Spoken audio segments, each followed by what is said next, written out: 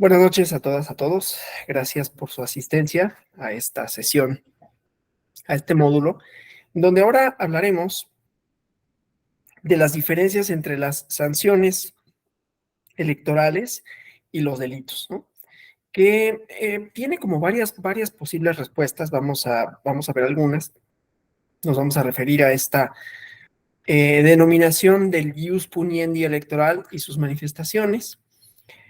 Un poquito al derecho administrativo sancionador, al derecho electoral sancionador. Entonces, bueno, tenemos varios temas por cubrir. El día de hoy la parte tanto dogmática, ¿cómo se llama? Dogmática doctrinaria, como algunas cuestiones normativas, ¿no? Y ya mañana veremos algunos ejemplos, algunos casos y desde luego volveremos a la parte de las sanciones y la proporcionalidad, ¿no? Entonces, bueno, vamos a hablar de manera general de estas partes del ius puniendi, pero antes de avanzar con esta idea, ¿no? de la democracia electoral, pues hay que ver ciertos aspectos doctrinales específicos, necesarios, importantes, a la hora de hablar de las diferencias entre el derecho penal y el derecho administrativo. Tanto el derecho penal como el derecho administrativo tienen similitudes, ¿no? Y son manifestaciones del poder coercitivo del Estado, del poder punitivo del Estado. ¿Por qué una determinada conducta será sancionada por el derecho administrativo o por el derecho penal? Las respuestas no necesariamente son, y esto ya lo habíamos dicho cuando hablamos de derecho penal democrático, son lógicas, ¿no? Tiene que ver en muy buena medida qué tanto el Estado quiera reprimir y con qué contundencia. Es decir, una primera respuesta, desde luego insuficiente, es normativa, ¿no? Y entonces, la pregunta, ¿cuál es la diferencia entre el derecho administrativo y el derecho penal? Pues uno, la sanción, y otro, quién es la autoridad encargada de aplicarla. Y por lo tanto, en dónde se encuentra prevista, ¿no? Una sanción administrativa se encontrará prevista en leyes administrativas y una sanción penal en leyes penales. Y las autoridades encargadas de investigar, de perseguir y de sancionar serán administrativas o penales. Entonces, ahí hay una respuesta normativa que desde luego es insuficiente, porque la pregunta es, bueno, ¿pero por qué? ¿Sí? Entonces, la delimitación del derecho penal de los restantes sectores del ordenamiento jurídico tiene dificultades, ¿no? Cuando se realiza el plano material. Surge el problema de distinguir materialmente lo ilícito penal de lo ilícito civil, de lo ilícito administrativo, y la distinción material de la pena de las restantes sanciones del ordenamiento jurídico tampoco es fácil, ¿no?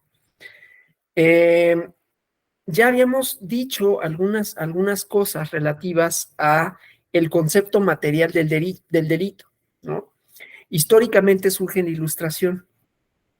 Hasta entonces no pudo plantearse, dada la fundamentación religiosa del pensamiento jurídico, y entonces el delito era concebido unánimemente como rebelión contra el orden establecido por Dios. En la tradición occidental que viene de Europa, ¿no? Porque había códigos penales o asemejados a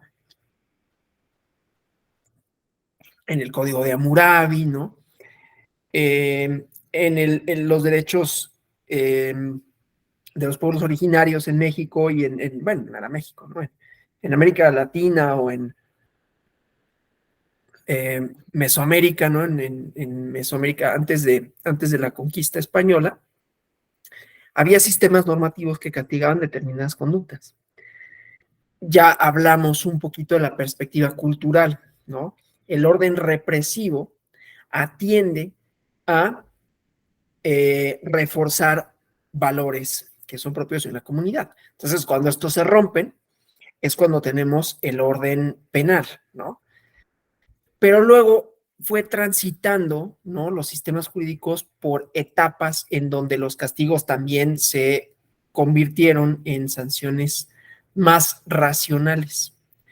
Y entonces fuimos encontrando, ¿no? Como los límites al poder punitivo del Estado, hasta dónde podía el Estado castigar y luego, ¿no? De hasta dónde es cómo puede castigar y luego qué conductas. Entonces, bueno, en el medievo, ¿sí? De donde viene pensamiento jurídico del contemporáneo, ¿no? El justnaturalismo y el propio justpositivismo, ¿no? Pues ya son como las maneras modernas de entender al derecho, lo cual no quiere decir que antes no hubiera algunos ensayos de derecho penal y de derecho civil. Es interesante en Roma, por ejemplo, ¿no? Pero, pues ahí el problema era quienes imponían los castigos, ¿no? Y la verdad es que había mucha violencia privada. Estaba más o menos regulada, que hubiera funcionarios que verificaran que así sucediera, ¿no? Pero en realidad no había este monopolio del ejercicio de la violencia, ¿no? En realidad muchas de las relaciones sociales había de por medio mucha violencia. Entonces ya el surgimiento del Estado como un ente jurídico más fortalecido, eh, viene a tratar de dar una respuesta a la fundamentación de los derechos. Entonces, en principio, podríamos pensar en términos modernos, pues eran los delitos los que se revelaban, ¿no? Al orden establecido por Dios. Entonces era un problema que se planteaba en la Ilustración de escindir los sectores culturales de la religión, la moral y el derecho. El intento más serio de distinción material de lo ilícito penal y lo ilícito civil se debe a los filósofos idealistas alemanes, Hegel, Kant, ¿no? El idealismo alemán, las ideas, ¿sí? Esto para tener una fundamentación filosófica racional. Si nos vamos a lo empírico, como lo vamos a hacer más adelante, pues vamos a ver que las distinciones a veces son culturales.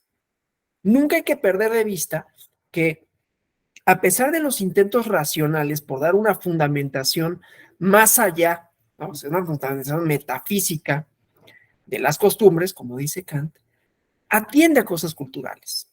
Había en algún momento en México, siglo XX, era delito en algunas legislaciones el adulterio, por ejemplo, ¿no? Después se convirtió nada más en una causal de divorcio. Es decir, pasó de un ordenamiento a otro. ¿A qué atendía? A la moral, ¿sí? Inclusive los ilícitos administrativos tienen un componente moral. Eso nunca podemos pensar que no juega, que no es parte de la definición, de la ecuación, dirían algunos, más positivos, ¿no? Un ejemplo es curioso de cómo los órdenes morales se trasladan al derecho y producen consecuencias administrativas y o penales, según se trate. Fue un intento una vez en un lugar, que no voy a decir cuál, pero de prohibir en los lugares públicos, no me pregunten por qué, pero en los lugares públicos, en una entidad federativa de esta nación, hace no mucho, de prohibir los besos, prohibir los besos en público, ¿no? Era curioso, era escandaloso, entonces, pues, ¿por qué prohibirían eso, no? Y había una elaboración, bueno, es que incitan, que luego, que si las buenas costumbres, por supuesto, no podía ser de otra forma. Es una apelación a lo cultural, aunque sea ridículo, a mí me lo parece. Y había un problema material, ¿cómo lo hago valer? ¿No? O sea, bueno, vamos a suponer que se puede, ¿sí? Que se puede decir que hay una conducta ilícita, que no delincuencial, que consiste en darse besos en la vía pública. Desde luego, aquí era en la estrechez mental, era hombres y mujeres, ya no pensemos hombres con hombres, porque eso ya estaba fuera de cualquier posibilidad, ¿no? Hombres y mujeres no podían darse besos. Y entonces, pues vienen los problemas de aplicación y de interpretación. Bueno, pero ¿qué consideras beso? ¿Piquito así o beso bien? Porque si me vas a multar lo mismo por un piquito que por un beso chido, pues me doy un buen beso y ya después me peleo por la multa. Si significa lo mismo, entonces da lo mismo. Y si el beso incluye otra cosa, pues de una vez lo que valga la pena, ¿no? Entonces, digo, eso nada más para ver cómo hay problemas de definición, de instrumentación de las cuestiones ilícitas. Denme un segundo, por favor.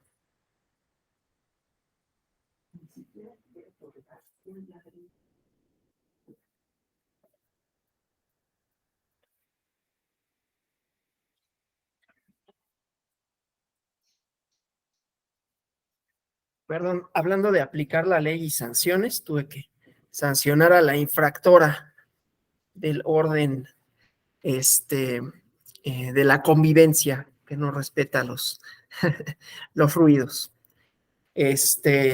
Un castigo nada severo, ¿no? Nada más la guardé en un cuarto donde tiene agua y todo, nada del otro mundo. Bueno, entonces, un problema de interpretación, de aplicación, de establecimiento de límites. Y parecería ridículo, pero la verdad es que hay muchos delitos que lo han sido.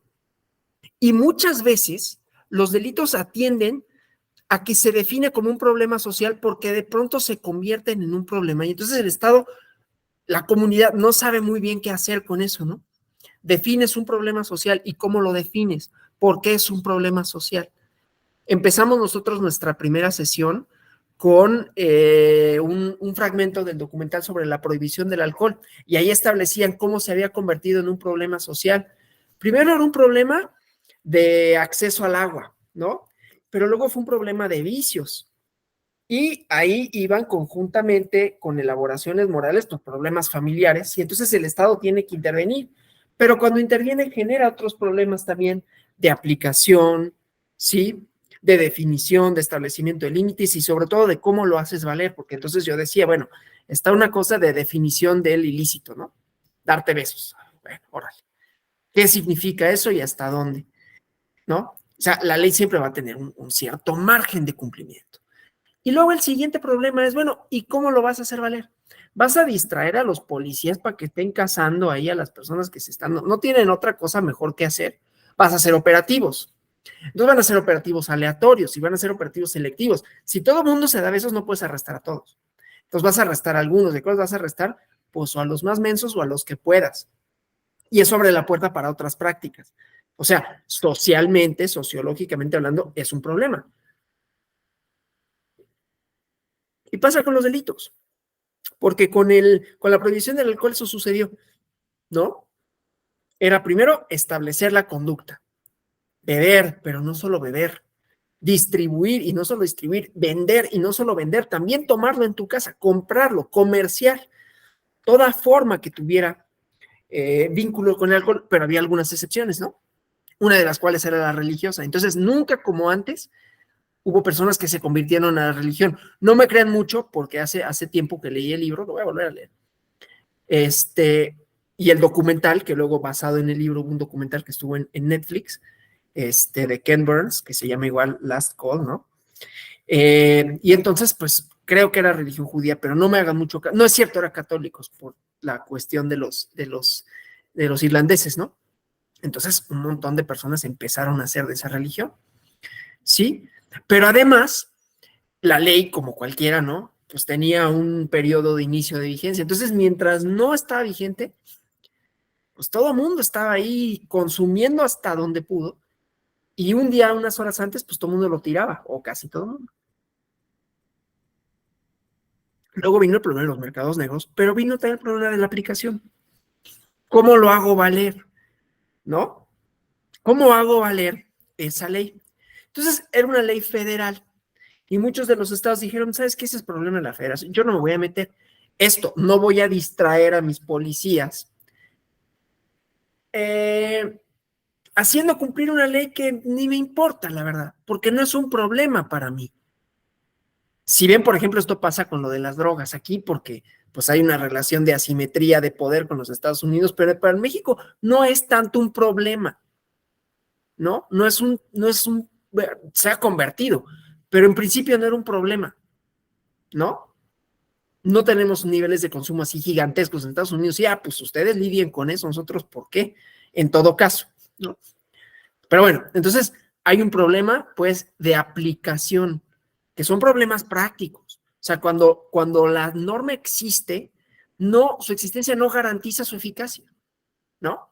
Entonces, muchas veces la idea de por qué entra o sale de una disposición administrativa también tiene que ver con qué tan fácil o difícil resulta instrumentar una política pública criminal, administrativa o civil que la haga valer. ¿Qué es más fácil? El orden civil, porque se supone la cooperación, ¿sí? No es un delito que yo no pague la renta.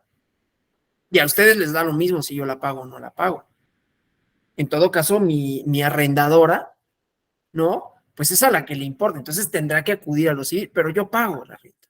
Y hay una relación contractual, es decir, ese ilícito civil que podría significar la rescisión de un contrato, no hay una intervención directa del Estado.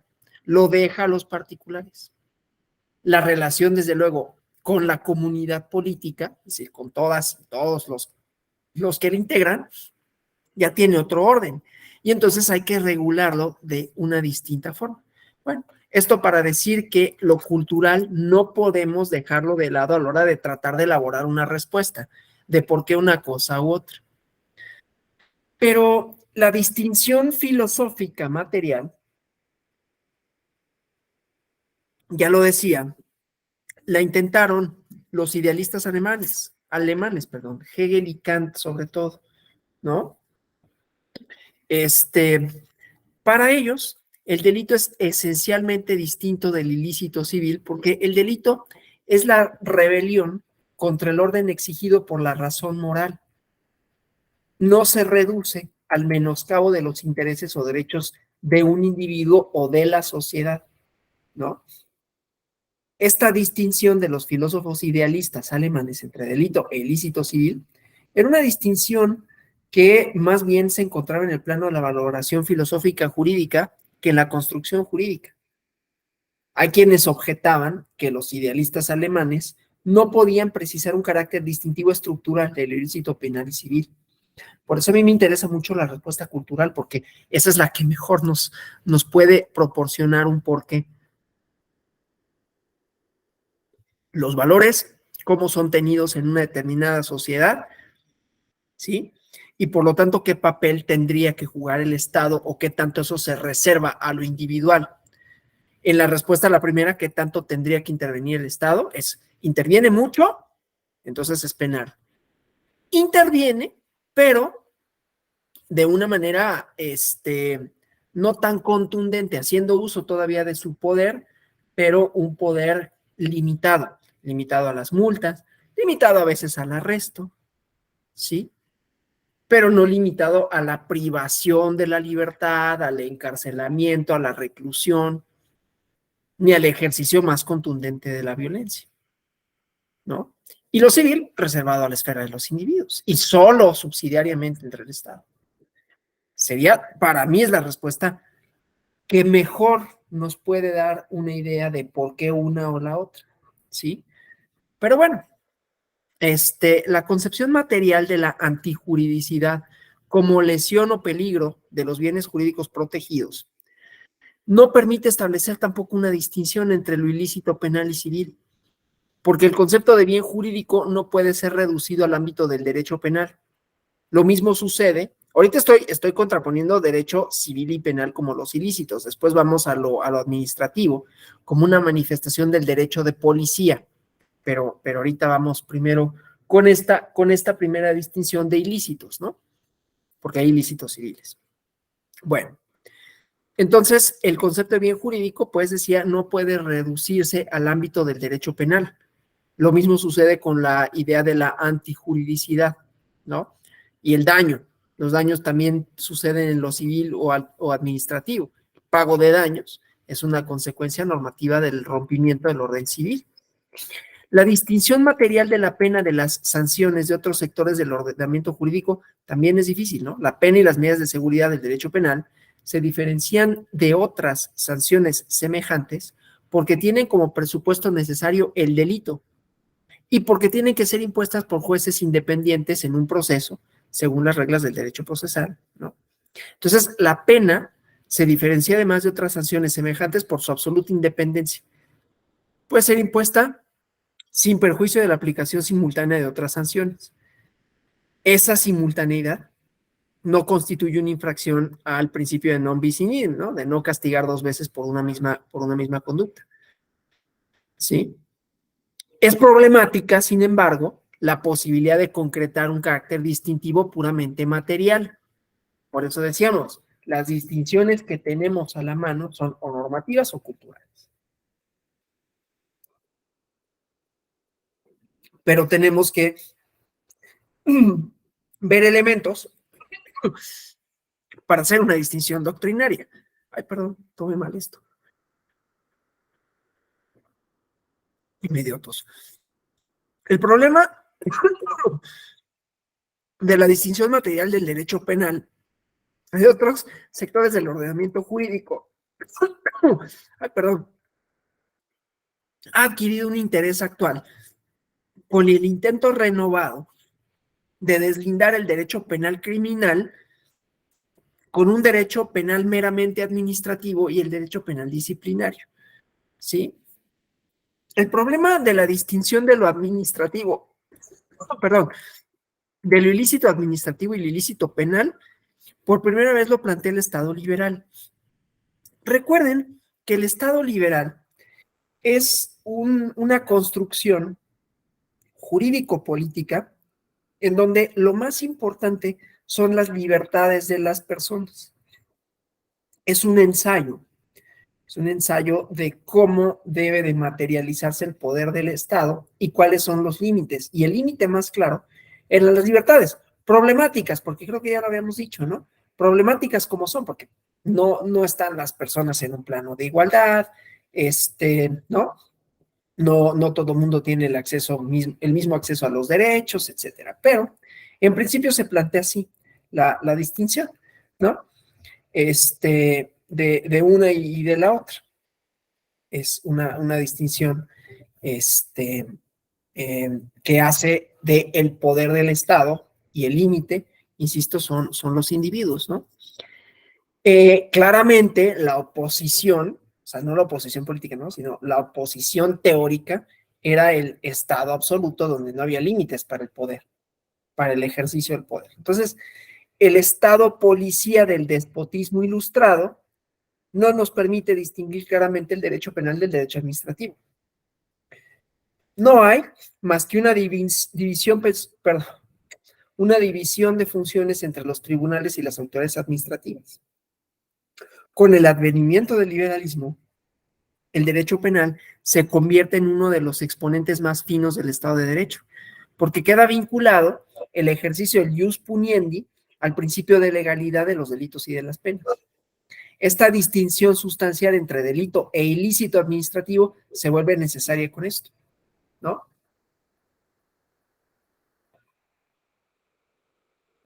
Luego, con el advenimiento del liberalismo social a finales del siglo XIX y el crecimiento constante de la actividad administrativa del Estado, el problema de la distinción del ilícito administrativo y el ilícito penal adquiere una importancia cada vez mayor. El Estado no podía renunciar a los medios coactivos para imponer la realización de su actividad administrativa, pero surgía el peligro de una hipertrofia del derecho penal, ¿no? Que todo fuera derecho penal, una extensión desmesurada del derecho penal, que era censurable desde el punto de vista material, porque daba lugar, ¿no?, a la inclusión en su ámbito de conductas no punibles. Y desde un punto de vista práctico, ¿no? Porque pues mucho trabajo para los tribunales. Entonces, hubo autores, en principio un autor alemán que se llama James Goldsmith, que propuso para resolver este problema la segregación de un derecho penal meramente administrativo del cuerpo del derecho penal criminal. Y sugirió varios criterios sustanciales de distinción entre lo ilícito penal y lo ilícito administrativo. Y luego desarrollaron algunos otros filósofos del derecho, como Eric Wolff, ¿no?, para darle una fundamentación filosófica. En nuestros días, ¿no?, encontramos, pues, que hay un modo diferente, porque el aumento de la actividad administrativa del Estado no dio lugar a una hipertrofia del derecho penal, como en otros países europeos, sino el desarrollo de un desmesurado poder sancionatorio de la administración misma, ¿no? Entonces, bueno, el problema, pues, del deslinde material de lo ilícito administrativo también ha sido fundamental desde la ilustración, ¿no? así como era deslindar los ilícitos civiles de los ilícitos penales. Los delitos del derecho penal criminal son los delitos naturales, derecho per se, de derecho natural previamente dados, metapositivos, ¿no? Aquellos que no necesitan estar incluidos en la ley para que racionalmente uno pueda deducir que se trata de conductas que violentan el colectivo. En la primera clase, cuando hablamos de derecho penal democrático, yo sugería que el derecho penal, idealmente, tendría que estar reservado para muy poquitas conductas, ¿sí? Es decir, cerrarle la posibilidad al Estado de ejercer el poder coactivo más contundente, ¿sí? Eso no solo por la sobrecarga, sino por las posibles violaciones que se pueden cometer a la hora de dar manga ancha para sí, pues cualquier cosa puede ser un delito, ¿no? Y entonces cualquier cosa puede fundamentar el poder represivo del Estado, ¿sí? Bueno, entonces, cuestiones, delitos que por su propia naturaleza, claro, es una fundamentación racional que es problemática, ¿no? Porque cuáles serían, pues depende de cuáles sean los valores más importantes. La propiedad en sociedades capitalistas, desde luego, ¿no? La individualidad, si tenemos como uno de los fundamentos de ser del Estado la libertad, ¿no? Entonces, la persona, delitos contra la persona, delitos desde luego contra la vida, ¿no? Que ese sería un bien jurídico tutelado en todas las legislaciones, independientemente si son autoritarias o no. Lo que pasa es que en la democracia vamos a tener que también hay valores que tienen que cuidarse, ¿no? Y que romper con ellos tendría consecuencias de derecho penal en términos de que atenta contra normas de convivencia esenciales. Que esa sería la lógica detrás. O sea, la fundamentación filosófica sería cuando se trate de romper valores fundamentales. Pero es un ejercicio intelectivo de razón. ¿Por qué sería un valor fundamental? La vida está fuera de toda discusión. En todo caso, el problema es cuando decimos que es vida y cuando no, y entonces ahí nos metemos, por ejemplo, con el aborto, ¿no? Pero bueno, ahí hay problemas, ¿no? Claro, despojados de fundamentaciones religiosas, ¿no? Laicidad. Entonces, ahí también vamos a tener diferenciaciones, ¿no? De racionalismo, etcétera, ¿no? Porque además, no siempre la ciencia alcanza a decirnos, a darnos las respuestas últimas, ¿no? Tanto es así, y creo que ya lo había comentado, es que yo digo muchas cosas y doy muchas clases, entonces luego no sé qué dije en dónde, y tampoco tengo tantas ideas, ¿no? Entonces, pues muchas veces quien ya haya tomado más de una clase conmigo va a decir, esto ya lo dijo, y tal vez no fue en esta, fue en otra clase, y muy seguramente ya lo dije, y muy seguramente fue en esta clase, pero tal vez no, y entonces lo dije en otra, y muy seguramente ustedes que ya han tomado más de una clase conmigo, me van a decir, ah, sí, fue en tal, o no se acordarán en tal porque ya lo dije en más de una. Que durante mucho tiempo, en la definición de persona, de quiénes son y cómo deben ser, ¿no? Porque también establece el derecho penal, sobre todo, el mundo del deber ser, cómo debo comportarme dentro de un colectivo y qué serían las conductas que van en contra de este. Y aunque no era de derecho penal, pero no eran reconocidas como personas con derechos que reivindicar para sí las personas que tenían preferencias sexuales distintas. En los 80 todavía en la lista de la OMS aparecía como enfermedad la homosexualidad, o sea, respaldado por un discurso científico insuficiente. Entonces la ciencia tampoco nos da la respuesta, ni la biología de, es vida, no es vida, y el embrión y la célula. No hay una respuesta, ¿no? Entonces, seguimos teniendo problemas de fundamentación de conductas para hablar de la naturaleza de las mismas y entonces esas sí atentan y las otras no. Y la verdad es que la mejor respuesta es una conjunción entre lo cultural y lo racional, porque no todo se crea con la razón. Entonces, hay delitos administrativos que son artificiales, que crea la voluntad del Estado. Claro, es una distinción inadmisible ahorita. La historicidad es tan inseparable de la esencia del derecho como la esencia del hombre. No es posible hablar de delitos naturales o de derecho natural, dirían algunos. ¿Sí? Pero esta distinción entre delitos naturales y artificiales no se fundamenta en una concepción naturalista, sino que delitos naturales o derecho penal criminal será en cada momento histórico aquellas acciones delictivas que sean ético, socialmente relevantes o que tengan una significación cultural. Por eso yo les decía, la respuesta viene dada en los valores culturales en un momento dado. Por eso hay delitos que salen de los códigos penales, que dicen, es que esto ya no sirve para definir conductas, aunque antes haya servido. Y hay otros que entran, porque se convierten en un problema, que antes a lo mejor o no eran o no habían sido visibilizados. Los crímenes de odio, por ejemplo, costaron mucho trabajo de incluir en los códigos penales como un agravante en algunos casos, o a veces con un tipo específico, ¿no? Feminicidio, porque es un tipo por sí mismo. Hay muchas legislaciones en las que son todavía reacios a admitirlos como tipo, ¿no? Es una cosa de cultura, desde luego, es una cosa de estructuras cognitivas, ¿no? O de sesgos cognitivos. Y hay algunos que lo revisan, es que es muy difícil de perseguir, ¿no? Es muy difícil de acreditar los elementos del tipo. No, lo que pasa es que hay una tara mental que no quieres admitir, ¿no? Es un velo de ignorancia, ¿sí? Que te pones para fingir y para decir, es que eso me va a representar un problema político porque entonces las estadísticas se me van a ir al cielo. Y resulta que hay muchos crímenes de odio. Yo digo que esta sociedad es tolerante y democrática como lo sostengo, ¿sí? Hay problemas políticos a la hora de definir y hay réditos políticos también a la hora de definir, es decir, vamos a encarcelar, vamos a criminalizar a estos y a estas, ¿no? Hay una construcción ahí. Entonces, se vinculan varios elementos, porque si nosotros dijimos, bueno, es los valores culturales de un momento dado, Chihuahua, bueno, no está tan alejado de la realidad, porque ese lugar al que me referí, donde prohibían los besos, pues sí son particularmente conservadores, aún hoy, ¿no? O en otro lugar muy cercano a ese, que las minifaldas también, ¿no? Es ridículo, pero ahí estaba. Pero también sería ridículo pensar que todo mundo está de acuerdo con eso, porque no es cierto, ¿no? Tan es así que hubo desafíos a la autoridad, ¿no?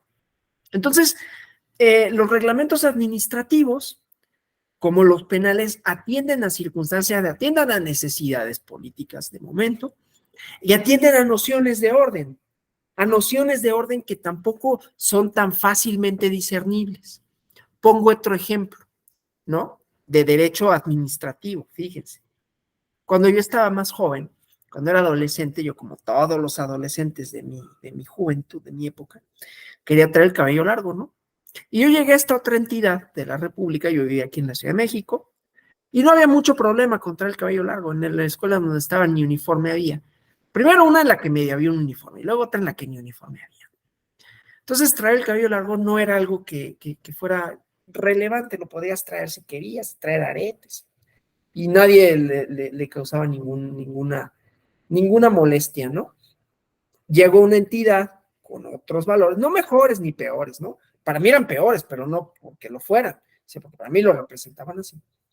Entonces, la primera cosa era el cabello, ¿no? Una lata, porque siempre me tenía que traer el cabello corto, me tenía que cortar el cabello como norma, ¿no? Pero era una norma que no era nada más de esa entidad y de esa escuela. En las escuelas públicas, durante mucho tiempo, la norma era, ¿no? No sé si estuviera legislada o no, pero era una regla quizás informal, o sea, no positivizada, pero que se aplicaba, de que los hombres tendrían que traer el cabello largo. Basada en un principio de autoridad, porque yo lo digo, porque yo soy el director y yo te digo que te cortes el pelo, ¿no? Eso dejó de funcionar hace relativamente poco y hubo un muchacho en la secundaria que dijo, no, tu respuesta no me basta, ¿no? No me importa que tú seas la autoridad tiene límites y yo quiero traer mi cabello largo. Y promovió su amparo y ganó libre desarrollo de la personalidad, ¿no? Es un cambio de reglas, de paradigmas, inclusive de respuestas que tiene la persona, en este caso ese chamaco, que se le ocurrió algo, que a mí no me hubiera pasado por la cabeza, ¿no? Yo me quejaba y decía, pero pues al final te tienes que cortar, ¿no? Probablemente si yo hubiera interpuesto un amparo ante un juzgado de distrito que yo ni sabía que se podía, pero probablemente me hubieran sobreseído, ¿no? No es materia de amparo, no es un acto de autoridad, además no era escuela pública en todo caso. Ahora sí se podría, inclusive en una escuela privada, ¿no? Pero bueno, el chiste pues es que fundamentarlo no es nada más un ejercicio de intelección, es un inclusive ejercicio de saber quién tiene el poder de nombrar y de normar, que creo que lo relatamos en la primera clase, ¿no? ¿Quién puede decir qué? ¿Hasta dónde puedo intervenir? Y entonces, a partir de eso, ¿no? La definición de las conductas, insisto, por necesidades políticas, necesidades sanitarias, ¿sí? Para construir un orden. Pero ya decía, en la construcción de un orden social, no necesariamente todo es lógico, ¿no? Es simplemente un orden que puede ser diferente, ¿sí? ¿Por qué los hombres el cabello corto? No hay un por qué. Es una convención, es una construcción. ¿Por qué los hombres no podríamos, que ahora ya se puede? Ay, esa es otra, ¿no? Hablando de moral y de... Yo no sé si fue un lineamiento, fue un comunicado, pero que decía en la SEP, pues no vamos a tener, nuestros uniformes no van a ser obligatorios que los hombres, entre comillas, lleven falda o no, si quieren ponerse falda, pónganse falda. Entonces una persona le dijo, esto es el principio y el fin de la civilización, ¿no? Con una moral de por medio, así como la autoridad tiene que regular cómo nos vestimos. ¿Por qué? No hay un por qué. Es una noción de orden, ¿no? Tan fácil como decirle, oye, échate un clavado a los libros de historia y verás que pues la ropa ha cambiado, ¿no? O sea, si yo llegara vestido así a la Edad Media, pues me vería ridículo, ¿sí? Como ridículo se vería alguien que se vistiera como en la Edad Media, pero eso es una convención nada más. Como ridículo se puede ver a alguien ahorita con el calorón y que yo trajera un cuello de tortuga, pero lo puedo hacer si quiero. No tiene nada de, o sea, puede no gustar, puedo no verme bien. Es una apreciación nada más, ¿no? Pero no hay un orden ahí más que un imaginario de cómo debería de ser y entonces una respuesta en ese imaginario de cómo debería de ser, tenemos cómo se aplica. Cómo debería de ser un orden donde no haya, yo no sé por qué se le ocurrió a esa persona, ¿no? No pasó, por cierto, la legislación, ¿eh? Y todo el mundo se cotorreó a la persona, al presidente municipal, y salieron noticias nacionales como diciendo, bueno, este cuate viene de qué año, ¿no? Pero la noción de orden es que las parejas no se besen en la calle. Yo no sé por qué sería un problema, pero bueno, era un problema para él, yo creo que no le gustaba, ¿no? Pobrecito. Pero en los ilícitos y en las posibilidades vemos las manifestaciones democráticas o no de las relaciones sociales que se producen. Recordarán que les comentaba de la imposibilidad de divorciarse, por ejemplo, para las mujeres, bueno, para todos, pero en realidad en detrimento de las mujeres en Italia, en España, de los fascismos, ¿no? Bueno, del franquismo y del fascismo de Mussolini, ¿no? La subsistencia de una estructura de significado, de orden, en donde la familia tenía que ser siempre, claro, una sola posibilidad de familia, por un lado, y siempre subsistente, ¿no? No podía desvincularse. Nociones de orden, ¿sí? Entonces, estas ideas, pues, de las distinciones entre lo natural y lo artificial, no se fundamentan, sino en cuestiones culturales, ¿no? El delito administrativo son acciones menos relevantes para la ética social o culturalmente indiferentes, y no obstante, de cierto grado importantes, ¿no? O sea, esto no es un llamado a la anarquía, ¿no? Como todo puede ser como sea y la ley no tiene ningún fundamento racional, sino cultural, pues entonces todo se vale. Yo no diría tal cosa, ¿no? Es importante que haya normas. El chiste es que su fundamentación no necesariamente es racional, aunque también lo sea. ¿Cuál es el fundamento racional? Las necesitamos. racional utilitaria. ¿Cuál es el fundamento racional no utilitario, ¿no? O sea, ético kantiano. Sería, bueno, las normas nos sirven para poder convivir con las otras personas, ¿sí? La autolimitación, el super yo que luego intenta explicar el psicoanálisis, ¿no? Pero bueno, lo ilícito administrativo se agotaría, en principio, ¿no? En la desobediencia a los mandatos y prohibiciones establecidos positivamente por el legislador. Sería un ilícito puramente formal, ¿no? O sea, lo ilícito del delito administrativo no estaría constituido por la lesión o el peligro concreto, sino por la lesión de un interés de la administración, ¿sí? Seguir ciertas normas, como puede ser tonterías, normas morales del cabello corto, o algo más útil, ¿no? Como respetar los semáforos, como no tirar basura, ¿sí? El peligro de los bienes jurídicos es a lo sumo la ratio legis, la razón de la punición de las conductas. Entonces, esta distinción cualitativa entre lo ilícito administrativo y criminal tendría su repercusión en la diversa función, en la estructura dogmática de la sanción administrativa y de la pena criminal. La sanción administrativa no tendría carácter rebutivo o expiatorio. Recuerden que les comenté que buscaran, leyeran este libro que se llama Castigo y Sociedad Moderna de David Garland. Una de las perspectivas culturales de Durkheim es que el castigo funciona porque tiene un carácter expiatorio, como expiar el pecado, ¿no? La sanción administrativa no es una expresión de un juicio valorativo ético-social. No tiene otro fin que apelar al desobediente, recordarle sus deberes. Por eso la sanción es más pequeña, ¿no?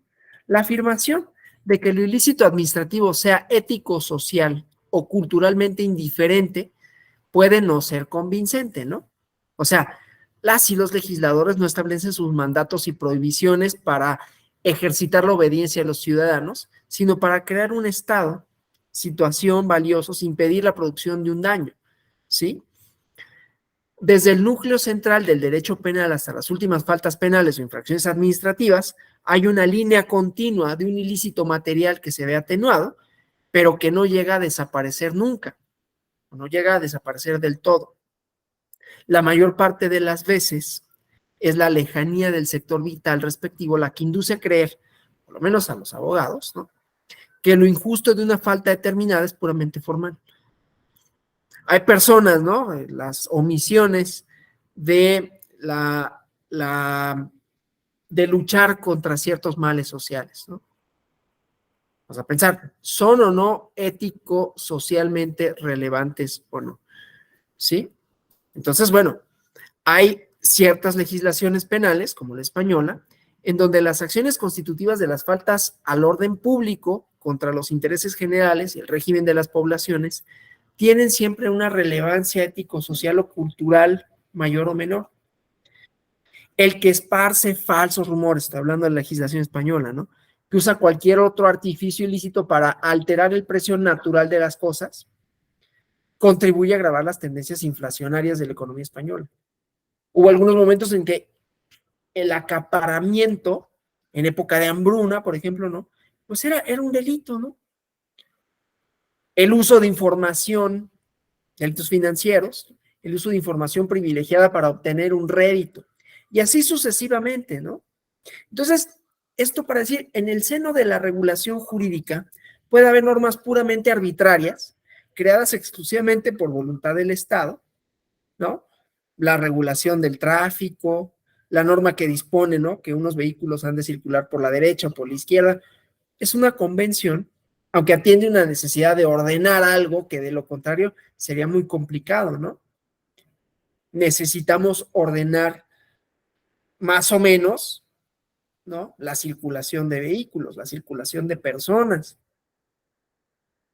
A veces esto, obviamente, cuando entra en el ámbito de lo represivo, pues choca con otros valores, ¿no? Dije, la regulación de personas. Como problema político, social, jurídico, yo no estoy diciendo que esté de acuerdo con eso, pero, ¿no?, hay legislaciones, la mayoría de las legislaciones Te piden para entrar a un país un documento que te acredite tu nacionalidad y te dan un permiso para estar en tránsito en ese país, en un ratito. Vengo de vacaciones, no puedo trabajar, limitando ciertas posibilidades. Es una necesidad administrativa, ¿no? De diferenciar comunidades políticas, de ejercer el poder, de diferenciar ciudadanía, de controlar flujos de gente, de establecer órdenes sociales. No todos nos van a gustar, pero no tienen necesariamente una razón de ser.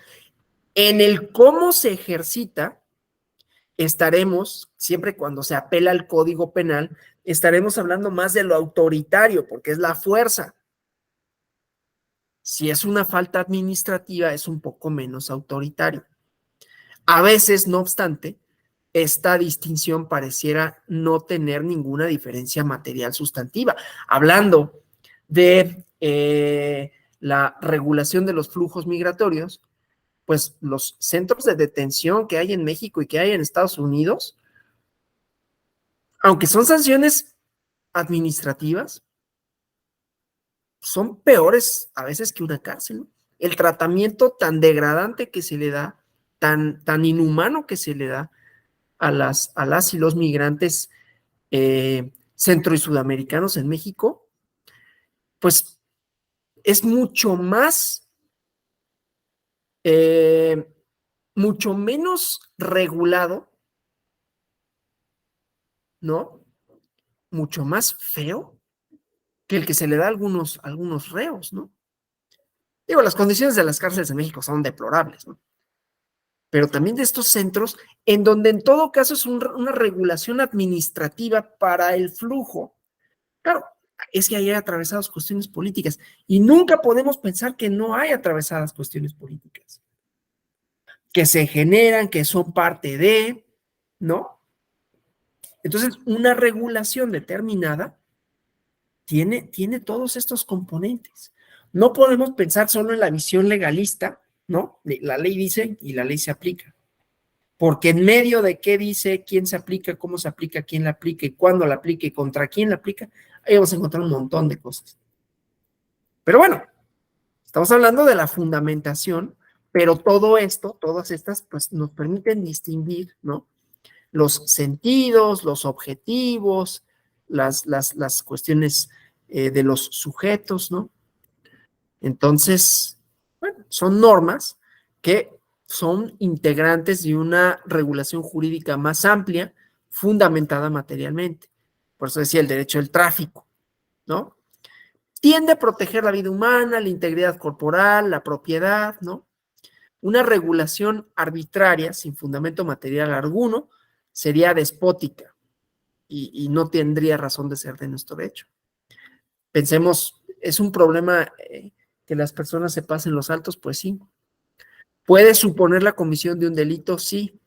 ¿Es por sí mismo la comisión de un delito? No. Me paso un alto y es una falta administrativa que supondría que se me va a imponer una multa. Claro, puedo provocar un accidente y en el accidente puedo provocar lesiones, puedo provocar un homicidio, ¿sí? Puedo provocar daños materiales. Ahí ya estamos en otro terreno de lo ilícito, pero bueno, esa es la función administrativa, también tiene un carácter preventivo. Antes de que ocurra otra cosa que entonces me colocaría en otra esfera. El buen gobierno, digamos, ¿no? Estableciendo cómo sería el ideal para la convivencia de las personas y que su rotura, la rotura de esa sana convivencia, no implique el ejercicio del poder punitivo máximo del Estado. Entonces, la exclusión del concepto de bien jurídico del ámbito del llamado derecho penal administrativo carece de fundamento. Siempre que hablemos de derecho administrativo, también tenemos que hablar de bienes jurídicos.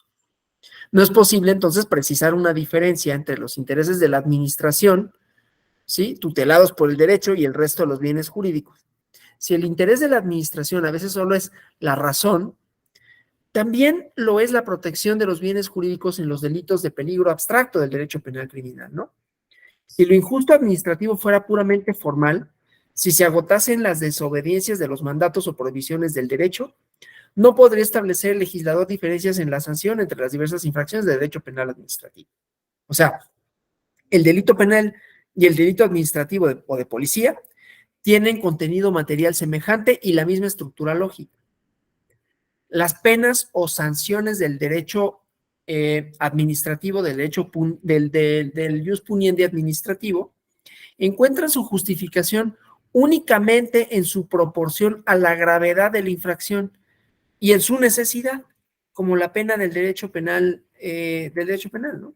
La imposición de la sanción administrativa será con frecuencia expresión de un juicio desvalorativo ético-social. Entre las penas y las sanciones administrativas existen únicamente diferencias cuantitativas. ¿Qué tan fuerte es el poder del Estado que se ejerce? Entonces, ya decíamos, ¿no? Criterios filosóficos que tratan de distinguir, ¿no? Establecer diferencias mediante la referencia a valores supremos que deben de orientarse, ¿sí? El bienestar y la justicia. Por ejemplo, toda actividad del Estado, incluso si gira en torno a intereses temporales de la administración, va dirigida al fin unitario de crear un orden justo y útil. Entonces, una diferencia cualitativa, que no cuantitativa, en el ejercicio de la fuerza y lo administrativo y lo penal, es difícil de encontrarse. ¿Sí? ¿Cómo vamos hasta aquí? ¿Preguntas, comentarios, dudas? ¿Claro hasta ahorita? ¿Ya se aburrieron? Ah, por aquí nos mandan unos mensajes. La vagancia, malvivencia, ¿no? También tipo penal de Guanajuato. Sí, José Alfredo Hernández. Gracias. Ok. Y haciendo un ejercicio para ubicar toda esta situación en el contexto del derecho electoral mexicano y retomando incluso, pues por ahí se ha hablado de criterios éticos, ¿no? Sí.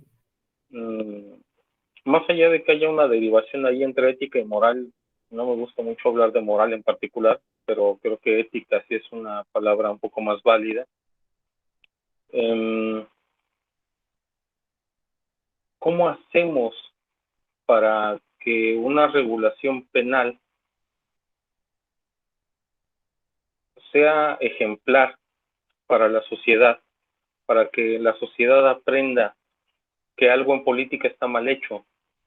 De hecho, creo que fue en una clase anterior donde también usted hizo el comentario, y fue ayer o antier, fue una clase anterior, estoy seguro, y sí fue usted, que platicaba con un conocido y que le decía de ese conocido que se comportaba de forma no ética, hablando respecto de un político, ¿no?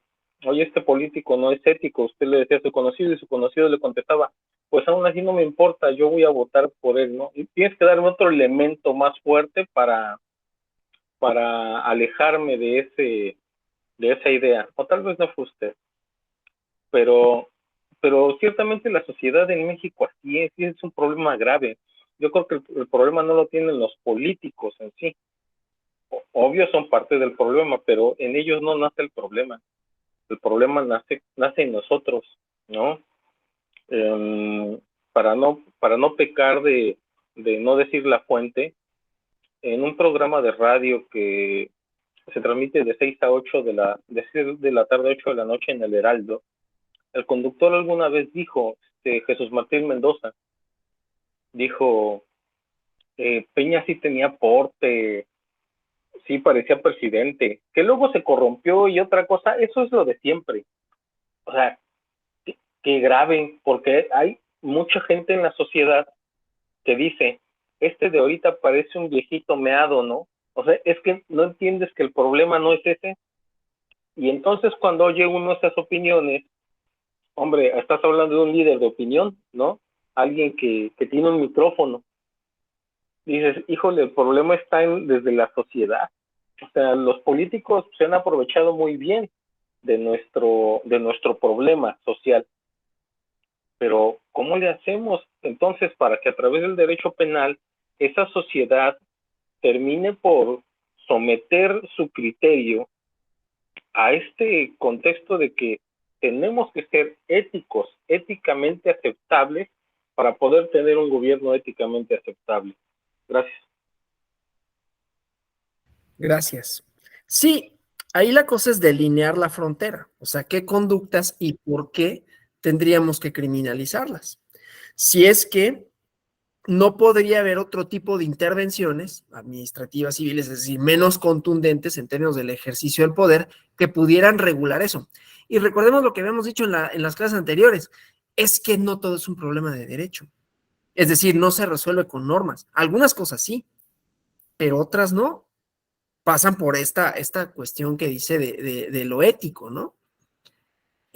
Vamos con Jaime Mauricio y ahorita seguimos elaborando estas ideas. Tiene que ver mucho con el tema hasta cierto punto, tal vez no específicamente en el contexto de la normatividad electoral, pero pues ahorita estoy viendo una cuestión aquí en mi bella blanca ciudad Mérida calurosa sobre la creación de no una policía, perdón, de unos jueces cívicos, que es una figura administrativa que era conocida anteriormente como juez calificador. Me cuentan que en Monterrey ya la están implementando como una especie de, o sea, es una función administrativa, pero a veces hace como si fuera un juicio oral, como de juez, ¿no?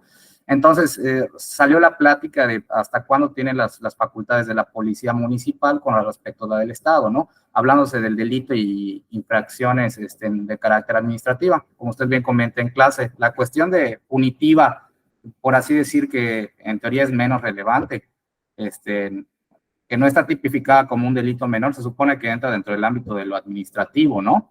En teoría debería ser competencia, pues, de las policías, no de las policías, de las autoridades administrativas, ¿no? Aquí, pues, como había comentado el compañero, a veces la cultura del ciudadano no sabe a veces cuál es la diferencia entre cuándo es una sanción administrativa o cuándo es una sanción penal, ¿no?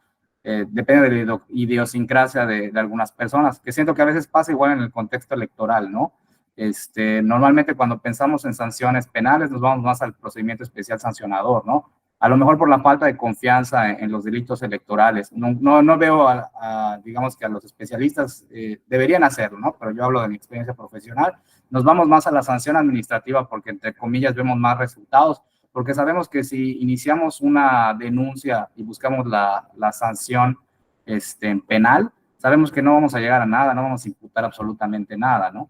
Y finalmente, pues, preferimos irnos por la vía administrativa. Eso hablando en el contexto electoral. Pero yo me pongo a veces a pensar en el ciudadano, en el contexto administrativo y penal, ¿no? A veces ellos sienten una falta de administración de justicia y no tienen el conocimiento de cuál es la diferencia de cada uno, ¿no? Porque para ellos, ya sea que tengan un maltrato animal, que tal vez en algunos códigos de algunos estados no esté tipificado como delito, ¿no? Van y ponen su denuncia y le dicen, aquí no es, eso no procede, ¿no? A lo mejor eso ya es una sanción o una multa, ¿no? No sienten ese sentido de que realmente se está administrando la justicia. Y entiendo que en otros estados de la República es diferente, ¿no? Aquí en Mérida, pues la gente, me gusta pensar que es muy tranquila, ¿no? Pero en otros estados no sé qué tanto respeto tengan con la ley, y como usted bien dice, no sé si la solución sea poner más sanciones administrativas o más sanciones penales, ¿no? Sí, ya habíamos comentado en clases anteriores que a veces lo de disuadir a través de la pena no ha resultado efectivo en algunos casos. Es cuanto de mi comentario. Espero no haber revuelto mucho. No, para nada. Creo que el punto es ese, ¿no? O sea, una cosa es la eficacia de la norma. Y uno puede decir, normalmente es bastante más eficaz, ¿no? La norma administrativa. ¿Por qué? Porque no necesitamos de un juicio. No, inclusive a veces ni siquiera de un procedimiento. Hay procedimientos administrativos, ahorita me refiero a ello, pero muchas veces, pues pasa con que pues el policía vea que tiré basura, ¿no?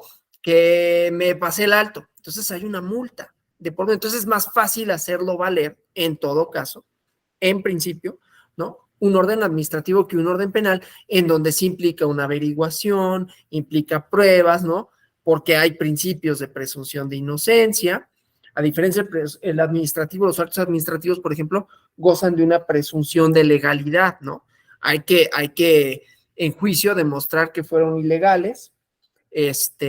Ahorita me refiero bien al procedimiento administrativo como un acto de manifestación del poder punitivo del Estado, ¿no?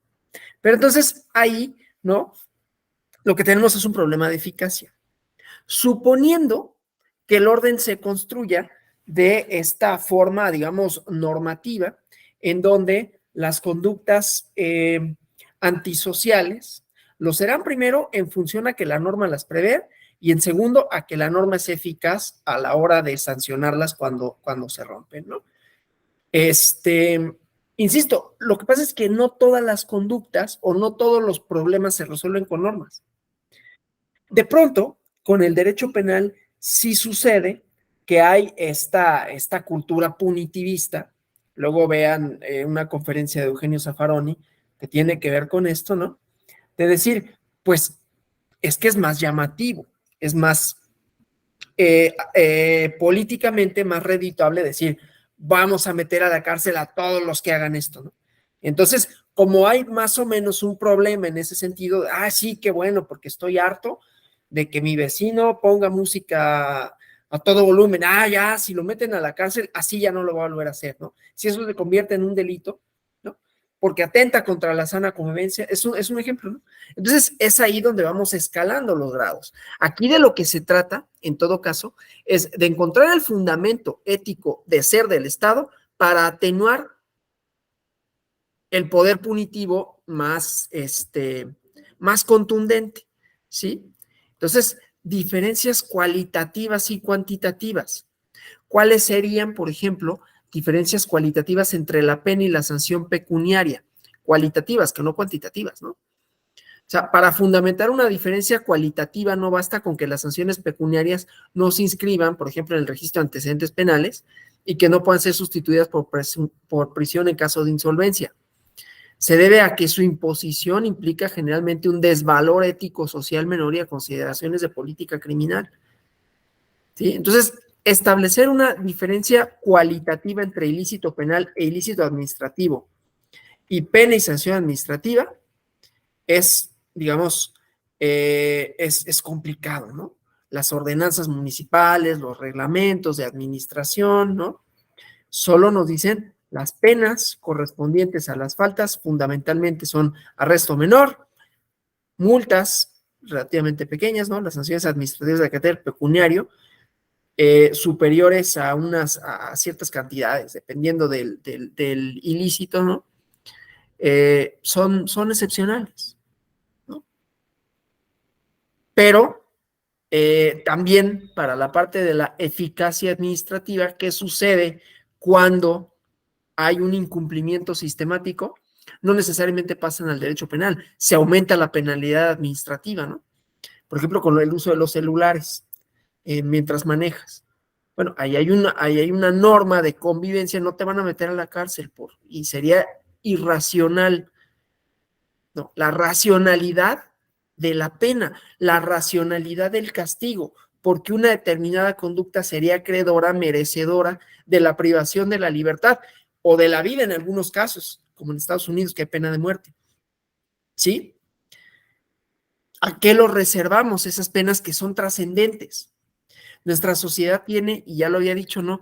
Como uno de los valores esenciales, la libertad, ¿no? La libertad de tránsito, la libertad de expresión, todas esas se ven coaccionadas, se ven coartadas cuando me suprimen de mi espacio de socialización y me llevan a otro, ¿no? De donde no puedo salir. Obviamente me quitan de mis propiedades, o sea, no me quitan la propiedad necesariamente, aunque sí puede haber la cuestión esta de la extinción de dominio, ¿sí? Otra manifestación del poder punitivo del Estado. Otro de los fundamentos liberales de ser del Estado, la propiedad, y me la quitan como sanción. Eso solo puede ser, ¿no? Por circunstancias muy específicas. No obstante, en el derecho administrativo también te pueden desposeer cuando se trata de propiedad ilegítima, ¿no? Pasa con los autos estos ilegales, ¿no? que traen a Estados Unidos sin los permisos de importación correspondientes, te detiene la autoridad administrativa, la policía fiscal, y además de las multas, la propiedad pasa a manos del fisco federal, o con la mercancía que traes de más, ¿no? En el aeropuerto, en la aduana, y resulta que pues no podías traer esta ropa y parece que tiene fines comerciales. Tienes que demostrar que no, pero mientras tanto te la confiscan y te dicen, pasa a propiedad del fisco federal, ¿no? Aparte de que tienes que pagar los impuestos por no haber declarado la mercancía, el crédito fiscal. Entonces, ahí vemos, ¿no? Manifestaciones punitivas del Estado, sanciones pecuniarias, pero también desposesión, ¿sí? No solo en el orden penal, también en el orden administrativo. Entonces, las diferencias son la forma en que se ejerce el poder punitivo, qué tan contundente resulta, ¿no? La pena por sí misma, qué tan éticamente reprochable resulta. Por eso, insisto, hay conductas que de pronto entran o salen de los códigos penales y pasan a ser ilícitos civiles o administrativos, atenuando, ¿no?, la reprochabilidad social que tiene una determinada conducta. Insisto que esto no es un ejercicio de intelección, tiene que ver con momentos políticos, tiene que ver con narrativas políticas inclusive, ¿no? Esto de elevar a rango de delincuencia organizada las facturas, expedición de facturas, pues puede ser un tanto cuanto desproporcionado, ¿no? Pero habrá quien diga, no, lo que pasa es que es un problemón y es que supone mucho dinero para el Estado. O sea, a lo que voy es que son narrativas políticas encontradas. Hay disputa también ahí, ¿no? O sea, otra vez, no es un ejercicio nada más lógico de decir por qué o por qué no. Solo sería lógico si lo fundamentáramos, si encontráramos la forma de fundamentar los delitos, es decir, las penas criminales, las conductas criminales, a partir de la lesión que causan a la comunidad política. ¿Y por qué entonces sería reprochable? Pero lo que pasa es que, a ver, también las sociedades se transforman, se van haciendo más complejas y entonces las relaciones se van modificando. Sí, entonces los propios delitos van admitiendo modalidades de comisión distintas. Internet, por ejemplo, entonces viene en alcance, ¿sí? Fraudes cibernéticos, ¿no? Las aplicaciones bancarias que tenemos en los celulares y ahí me pueden cometer algún ilícito, ¿no? Algún robo, robos de identidad. Entonces, todo eso va haciendo que el derecho penal abarque más, ¿no? Entonces, esa distinción, como decía, no nada más es normativa, es política y no solo en términos de la necesidad política de una plataforma que quiere constituirse como, yo quiero ganar y entonces voy a decir que pena de muerte para ciertas personas, ¿no? Porque tiene un rédito político. Sí, también hay utilidad, también hay construcción de orden. En tanto que esa construcción de orden sea más democrático, menos va a ser uso del derecho penal. Y yo por eso les decía, el derecho penal democrático, ¿no? Reservar las penas, su trascendencia, su fundamentación, su cuantía, ¿no? O sea, qué tantos años de cárcel, qué tipo de penas, ¿no? Entonces ahí, bueno, en tanto que más limitado, más controlado esté el Estado en ese ejercicio punitivo, mayor libertad hay para hacer las personas. Del otro lado, no podemos decir que va a ser una completa anarquía, entonces hay que regular, pero otra vez, ¿qué regulamos y por qué regulamos, no? Construir un orden. Será una construcción de un orden democrático en tanto que esas relaciones que se construyan administrativamente procuren, ¿no?, que haya igualdad entre las personas, pluralidad, es decir, regresar a los valores que fundamentan una democracia. Pluralidad, igualdad, tolerancia, respeto, legalidad, ¿sí? Vamos a lo electoral, si están de acuerdo. Porque ya hablamos muchísimo de esta, pero bueno, sí me interesa hacer una distinción, porque hay una distinción doctrinaria, filosófica, sociológica, política, e insisto, cuando digo política, me refiero a la comunidad política, lo reprochable políticamente para una determinada sociedad en un tiempo específico. ¿sí? Que no necesariamente es reprochable en todos los casos y en todas las sociedades, ¿sí? Y otro de necesidades políticas, como decía, de construcciones de órdenes, ¿sí? Construir un orden. ¿No hay objetividad en la forma de decidir de la sociedad? Sí, claro. Sí. Y más que la ignorancia, puede ser, pero también puede ser la conveniencia de hacerlo, ¿no? Como decía, conveniencia política. Pero es que sí está muy atravesado por lo cultural, fíjense, ¿no? O sea, ¿por qué determinados valores? ¿Por qué determinadas cosas, no? Bueno, entonces vamos a lo electoral, porque las sanciones electorales, ¿no? Son de diversa índole. O sea, en el mundo electoral, en el mundo de los procedimientos electorales, que tienen como bien jurídico tutelado la democracia, todo lo que abarca, ¿no? Selección de candidaturas, elementos subjetivos, los tiempos para las candidaturas, los recursos y cómo se gastan, el tipo de mensaje que se da, quiénes pueden decir qué y cuándo, ¿sí? Para cuidar condiciones de equidad y solo de manera subsidiaria las conductas que en lo individual o en lo colectivo puedan poner en peligro, también en lo individual o en lo colectivo, un proceso democrático, serán tipificadas como conducta penal. Aquí es importante distinguirlo, en el caso de las sanciones electorales, los efectos de las sanciones, ¿no? Ya no nada más es el tipo de sanción, sino los efectos. Los efectos de la sanción electoral son 3. En el derecho electoral, digamos, en sentido amplio, el derecho electoral que construye el Tribunal Electoral del Poder Judicial de la Federación, la sanción más contundente es la nulidad, ¿no? Anular algo, una elección, que no tenga efectos una candidatura, que no tenga efectos la votación en una casilla, ¿sí? Que no tenga efectos un acuerdo del INE por alguna razón. La nulidad electoral, en ese sentido, es un tipo de sanción. Luego está la nulidad, perdón, la sanción administrativa, la que impone el INE, ¿sí?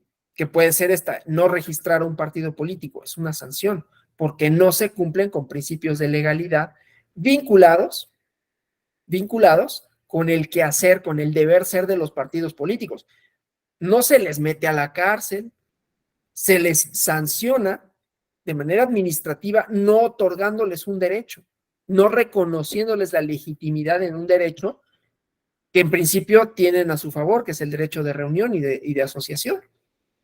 Pero si no cumples con los criterios de representación, ¿no? Que si 0.26% del padrón electoral, la celebración de las asambleas, la acreditación de los recursos, ¿no? De dónde provienen y quién los aporta, entonces no se te dé el registro. Es una sanción. Las sanciones administrativas de los procedimientos especiales y los ordinarios. Procedimientos que se instrumentan, y ahorita vamos a hablar para terminar de los procedimientos administrativos, ¿no? Como modalidades para conocer de una conducta ilícita que redundan en una sanción, pero que establecen un orden, y en este caso un orden electoral, lo debido dentro del mundo electoral, de la competencia, de la equidad, etcétera, sin tocar al derecho penal, porque se tiene que preservar algo. O sea, si nosotros actuamos siempre con el derecho penal por delante, lo que vamos a fortalecer es el poder del Estado, el poder punitivo. En cambio, si permitimos, bueno, no me encanta que se haga, pero limitamos en la medida de lo posible que esa conducta subsista, el proceso como tal sigue ahí, ¿no? Es decir, las relaciones jurídicas que se establecen ahí están. Es decir, los procesos electorales no se terminan, ¿sí? Los actores políticos podrán volver a contender, podrán o no subsanar las violaciones, se les impondrá una multa. Luego vamos a ver cómo esa parte de la eficacia en los procedimientos sancionadores se puede modificar y mejorar, ¿no? Mañana lo vemos. ¿Se acuerdan que les había puesto ahí de medidas reparatorias? Entonces, eso es interesante como una modalidad de la sanción.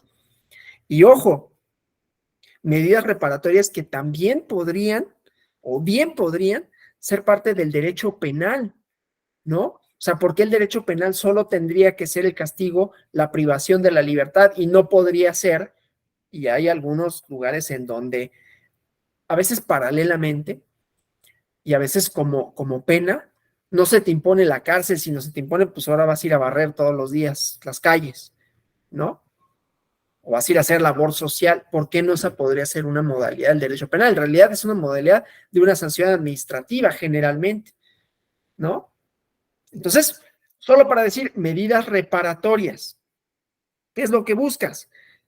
Que se restaure el orden, que la persona se pueda reinsertar a la sociedad libremente. Sí, pues sí, y es un buen castigo, ¿no? Porque tampoco nos va a encantar que nos pongan a barrer, ¿sí? O que te pongan a pintar los grafitis, no sé, digo, para mí no es un problema de grafiti, pero bueno, si es que eso fuera algo, ¿no? Te ponen a pintar la publicidad. Eso, por ejemplo, a mí, mira, como medida reparatoria, ¿no? Ah, pintaste una barda que no tenías derecho, como castigo vas y la pintas de blanco, ¿no? Menos que, te pongo una multa, bueno, pues sí, pero ya puse la publicidad, ¿no? No, así la pintas. Por ejemplo, quizás podría ser, no sé, o sea, se me ocurre. A lo que voy, pues, es que las sanciones son de distintas modalidades y que muchas veces ahí viene, ¿no?, la reprochabilidad de la cuestión. Y los procesos electorales, pues, lo que vamos a cuidar sobre todo, pues, es que subsistan. Incluso que subsistan los partidos, que subsistan las candidaturas, que subsista la ciudadanía, ¿no? Solo limitar un poco sujetos, objeto, o sea, quién puede y qué puede y hasta dónde, ¿no? Entonces, esto, tenemos un mismo bien jurídico tutelado, que es la democracia y sus procedimientos, ¿sí? Los entes involucrados, partidos políticos, ciudadanía, autoridades, ¿no? Entonces, las violaciones que se ejercen, pues bueno, vienen cuestiones preventivas, indagatorias y sancionadoras, ¿no? Y entonces vamos a estas, decía, consecuencias de derecho electoral. En sentido amplio, autoridades que pueden anular, en sentido un poquito más restringido, autoridades que imponen sanciones, y en sentido más restringido, el derecho penal electoral, ¿no? Delitos. ¿Cómo se sancionan? Ahora, al derecho administrativo sancionador electoral, que es el fundamento de ser de los procedimientos especiales sancionadores, le aplican los principios del ius puniendi, del derecho penal, ¿no? Es decir, mutatis mutandis, ¿sí? Intercambiando los principios, pues vamos a tener el principio de legalidad, de tipificación, ¿no? De nula pena sine ley, etcétera, ¿no? Entonces, ¿por qué? Porque estamos hablando de algo que en esencia parte de la misma idea, aunque no sea la misma forma de regularlo, aunque no tenga las mismas finalidades, tiene una misma finalidad que es construir un orden social. Eso ya dijimos, ¿no? ¿Cómo lo construyo? A partir de prohibir, a partir de regular, a partir de sancionar, y en el cómo sanciono, qué sanciono, por qué sanciono, están algunas de las diferencias, y la otra es el grado de reprochabilidad que puede tener, ¿sí? ¿Qué tanto quiero que la eficacia de la ley se base en la represión? Con esto, insisto, no quiere decir que haya conductas que no puedan o no deban de ser reprimidas. El chiste es saber por qué y cuáles. Entonces, bueno, hay una adaptación de los principios porque provienen del poder del Estado. Ambas, derecho administrativo y derecho penal, son manifestaciones del poder del Estado. ¿Sí? Entonces, tiene que aplicar la legalidad, la presunción de inocencia, la intervención mínima, el profesionalismo, exhaustividad, concentración de actuaciones y proporcionalidad, ¿no? Entonces, aquí tenemos, ¿no? Esta es la tesis, ¿sí? La tesis que es 45, ¿no? De 2002, ¿sí?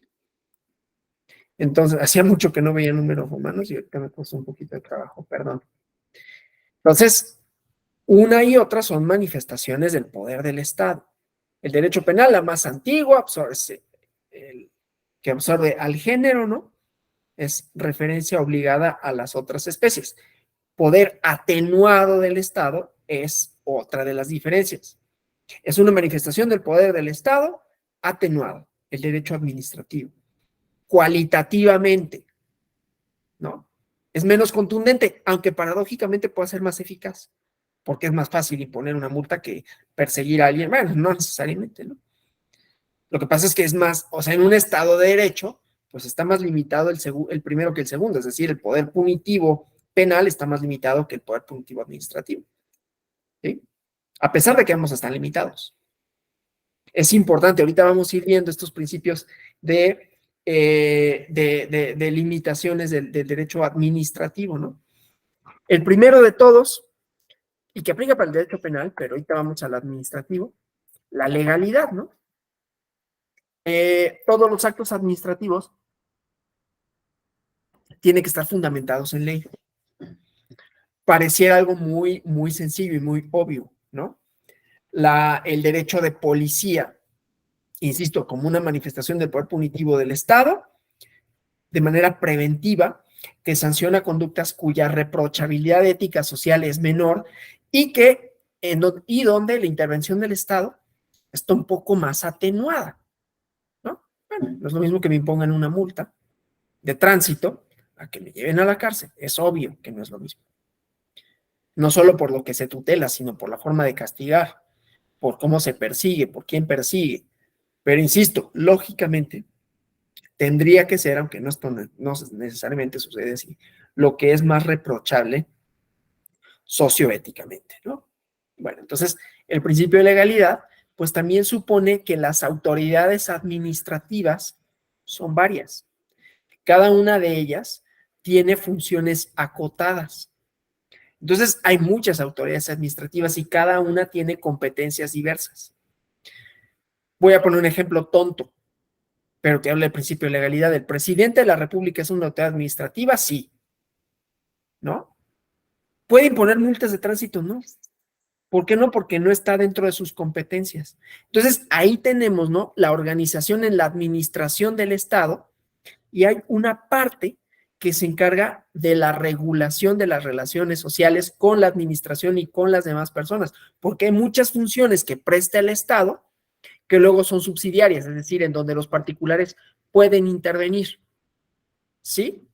Prestación de servicios que en inicio sería una función colectiva y por lo tanto deberían o podrían estar en manos del Estado y las va dejando, de cierta manera subrogando, si quieren decirlo, en manos de particulares. Funciones como la educación, pero hay una institución administrativa, es decir, parte de la integrante de la administración pública, que se encarga de ver que, bueno, pues tus programas de estudio sean acorde a los lineamientos, ¿no?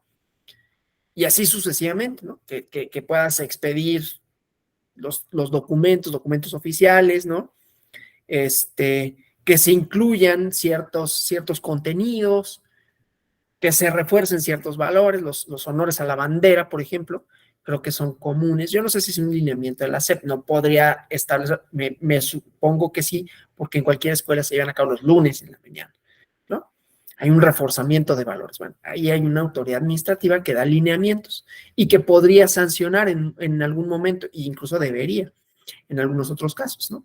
O prestación de servicios, el combustible, ¿no? La Profeco. Bueno, hay Pemex, ¿no? Como empresa paraestatal que otorga concesiones. Pero luego, la prestación de esa función pública de servir gasolina y litros de a litro, pues hay una autoridad que vigila el cumplimiento de eso, pero es una autoridad específica que la ley establece, ¿no? Cuya competencia es esta, hay una prestación de un servicio.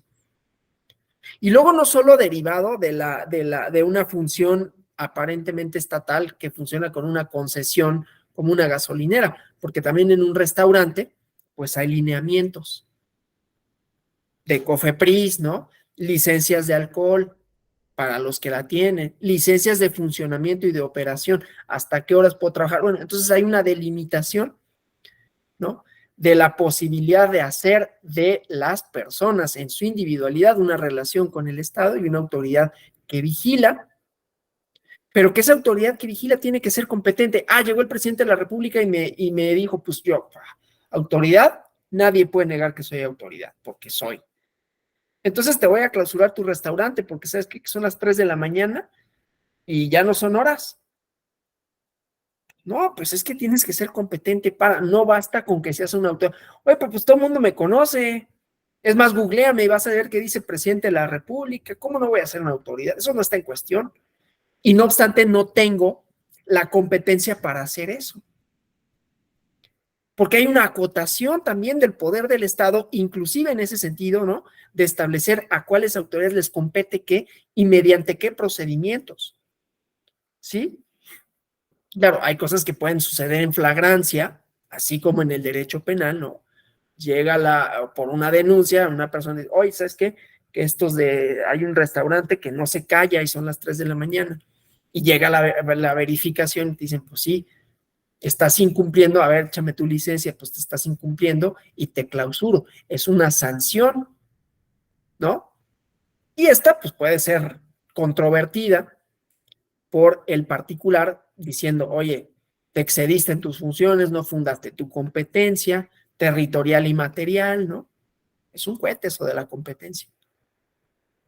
O sea, ¿en dónde está en la ley establecido que yo tengo competencia para esto? Estoy delimitando, y por eso es importante, ¿eh? Por eso puse el ejemplo ridículo de que el presidente llega a cerrar un restaurante que está operando a las 3 de la mañana. Pues sí soy autoridad. No, pero tiene que estar dentro de tus facultades. Tienes que ser la autoridad facultada en la materia de aguas, está la Conagua, para otorgar concesiones o para caducarlas, ¿no? Es decir, me pediste un volumen de explotación de un pozo de, por decir, 1,000 metros cúbicos, yo no sé de eso, ¿no? Pero 1,000 metros cúbicos al año, no sé si eso sea mucho o poco, y resulta que solo utilizaste 500, pues te voy a caducar los otros 500 porque otra persona los puede utilizar. Es un bien público que es el agua, ¿sí? O estás utilizando más, entonces te multo. Pero tengo que estar dentro de mis facultades para que produzca relaciones de cooperación con el Estado, con sus funciones y con las demás personas. ¿Sí? Tu restaurante, pues que tengas licencia de funcionamiento. ¿Sí? Tu gasolinera que sirva litros de a litros. O nosotros como personas, pues que pagues tus impuestos, ¿no? Que por cierto me toca presentar mi declaración. Qué bueno que me acuerdo. Mi declaración mensual. Que pagues tus impuestos correspondientes, que hagas tus declaraciones, que señales un domicilio fiscal y si no, da lugar a procedimientos sancionadores. ¿Sí? Entonces, aquí vemos la conjunción de dos cosas, de los principios de derecho penal y de los principios de derecho administrativo llevados al derecho administrativo electoral como una función, ¿sí? Como una función para regular un orden jurídico electoral en donde la reprochabilidad puede ser la misma, pero las consecuencias son otras, porque aquí no paralizamos los procedimientos siguen, los procedimientos electorales, los procesos electorales siguen su curso. Puede haber amonestaciones, multas, cancelaciones de registro, etcétera, ¿no? Que pueden ser posteriores, puede haber nulidades electorales, ¿sí?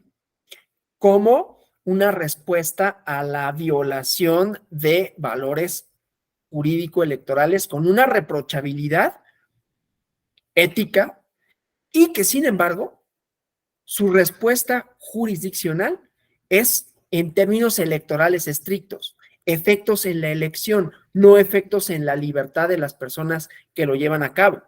En todo caso, estos quedan sancionadas de distintas formas.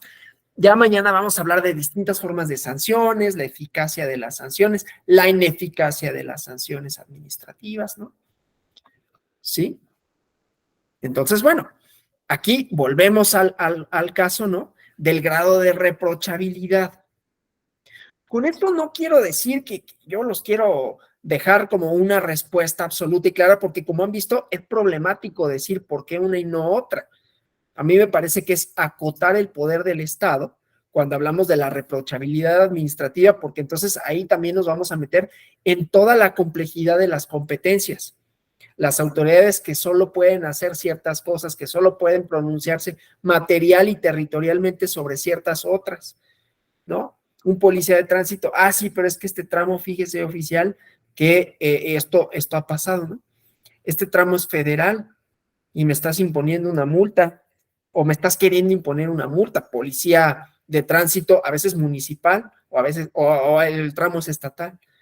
No tienes competencia territorial para eso. Entonces, acotar la función del Estado, ¿sí? Inclusive en este poder, digamos, atenuado, ¿sí? Desde luego tienen un objeto de prevención, ¿sí? Un objeto de eficaz, pero otra vez, en la eficacia de la sanción, pues, ¿qué busco? ¿Qué quiero? Separar, y ahí viene la fundamentación también, en la sanción. ¿Qué busco? ¿Qué quiero? ¿Cuál es la teleología? ¿Cuál es el porqué de la sanción? ¿Separar a este individuo del colectivo porque lo amenaza? ¿O simplemente reprocharle porque, oye, no lo hagas, no está bien? Y entonces, pues, atenúo la sanción. También puede funcionar con el grado de peligrosidad, que tampoco es algo, perdón, que en todos los casos se pueda nada más como otro, ¿no? La ecuación que no existe para determinar los grados de responsabilidad, ¿sí? Pero entonces es una manifestación del ius puniendi. ¿Y qué creen? Que el Instituto Nacional Electoral es una autoridad administrativa que actuará dentro del campo del derecho electoral, ¿no? Como autoridad reguladora de las conductas deseables en un orden social que sería el mundo del derecho electoral, ¿sí? Para que las relaciones subsistan. O sea, la idea es que los partidos subsistan, la idea es que los candidatos, como candidatos o no, pero como actores políticos, subsistan, ¿no? Es decir, no separarlos del mundo en donde nos movemos con las relaciones político-electorales, ¿no?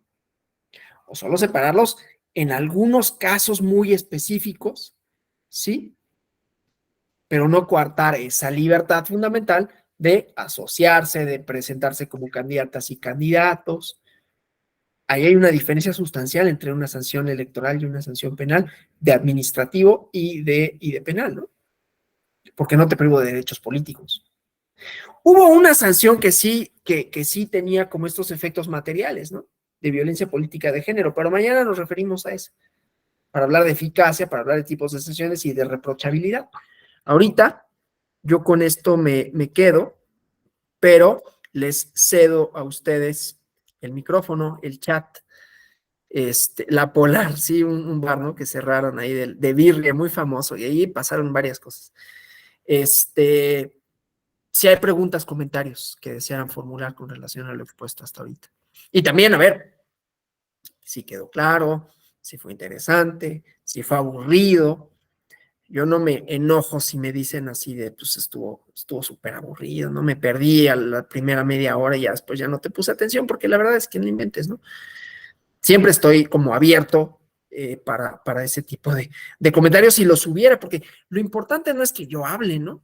Lo importante es que quede claro la clase, los objetivos, que queden claros los conceptos, las distinciones, y que no sea pesado, porque conectarse dos para escuchar a una persona hablar y no entenderle 3/4 partes de la clase, pues qué horror, ¿no? Para ustedes, ¿no? Entonces, sí me gustaría que de haberla, pues hubiera esa retroalimentación.